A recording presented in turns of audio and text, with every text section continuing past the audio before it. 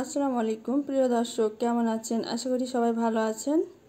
Cooking recipe by মনিরাতে আপনাদের স্বাগতম। আমার আজকের রেসিপি কলার বড়া বা পিঠা। চলুন দেখা যাক আমার আজকের এই রেসিপিটি। অনেক সময় আমরা বাসায় বেশি করে কলা আনি, আমাদের কলাগুলো থেকে যায়, এরকম কালচে ভাব আসে কলাগুলো দিয়ে। আমি আজকের পিঠাটা বানাবো। এই কলাগুলো দিয়ে কিন্তু খুব সুন্দর হবে এই পিঠাগুলো। আমি প্রথমে কলা দুইটা ছিলে নিচ্ছি। চিনি দিয়ে দিচ্ছি 1/4 কাপ। এবার একটা চামচের সাহায্যে চিনি কলাটাকে ভালোভাবে ম্যাশ করে নিচ্ছি।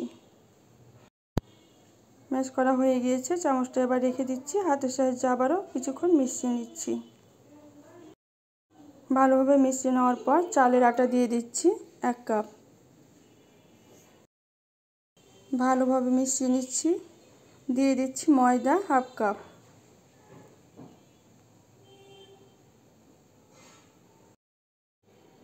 ভালোভাবে আবারও মিশিয়ে নিচ্ছি।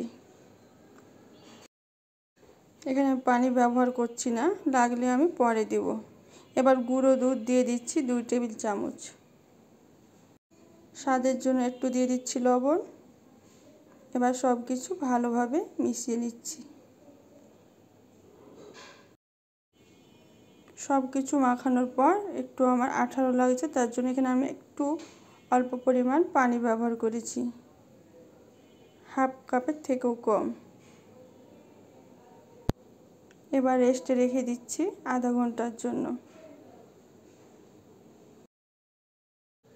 আধা ঘন্টা পর একটা কড়াইতে আমি তেল বসিয়ে দিয়েছি, গরম করতে দিয়ে দিয়েছি। এবার আমি বড়াগুলো ছেড়ে দিচ্ছি একে একে।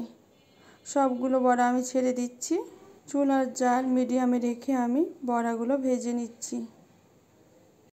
চুলার জাল হাই হিটে করা যাবে না, নাতে করে বড়াগুলোর উপরটা ভাজা হয়ে যাবে, ভেতরটা কাঁচা হয়ে থাকবে। উল্টে পাল্টিয়ে সুন্দর করে আমি বড়াগুলো ভেজে নিচ্ছি। বিকেলের নাস্তায় চায়ের সাথে পরিবেশন করতে পারেন। হয়ে গিয়েছে আমার কলার বড়াগুলো ভাজা, এবার আমি উঠিয়ে নিচ্ছি। কেমন লাগলো আমার আজকের এই কলার বড়া রেসিপিটি অবশ্যই সবাই কমেন্টে জানাবেন। আমি একটা ভেঙে দেখাচ্ছি। অনেক মজা হয়েছিল, সবাই মজা করে খেয়েছিল। ভালো লাগলে আপনারাও ট্রাই করবেন।